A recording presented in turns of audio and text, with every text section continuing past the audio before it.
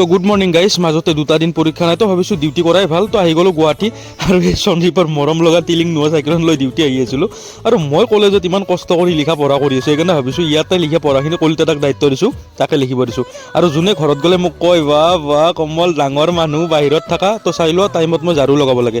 তো অকণমান কলিতাতে অকণমান মই মিলামিলিকৈ নিজৰ জেগাখিনি ঝাৰু লগাই দিলোঁ। তো এতিয়া দাস আহিছে, এজন জ্ঞানী ব্যক্তি, মই এটা জ্ঞানী ব্যক্তি অলৰেডি আছোঁৱে, আৰু আহি গ'ল মোহন। তো আমি অকণমান জ্ঞানৰ কথা আলোচনা কৰিলোঁ, আপোনালোকক শুনোৱা নাই যিহেতুকে বহুত ডাঙৰ কথা পাতিছোঁ আমি। তো এতিয়া হাতী আহি গ'ল, আৰু এইটো কমন হয়, মানে ইয়েতো নিত্য নাটিকা হে, নাটক আমি বাকী হে মেৰে দোস্ত। মই যোৱাৰ পিছতো আহিয়ে থাকিব হাতী। মোৰতো ডিউটি খতমেই হ'ল, এতিয়া মই যাব ওলাইছোঁ ৰুম।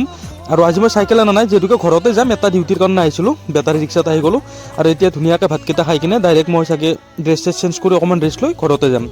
তো ভাতকেইটা খোৱা হ'ল, আৰু তাড়াতাড়ি ৰুমত গৈ কিনে অকণমান ফ্ৰেছ হৈ লওঁ, আৰু ফ্ৰেছ হৈ লৈ কিনে ধুনীয়াকৈ অকণমান টোপনি মাৰোঁ। যদি সাৰ পাওঁ ঘৰত যাম, নাপালে বাদ দিয়ে কালি যাম।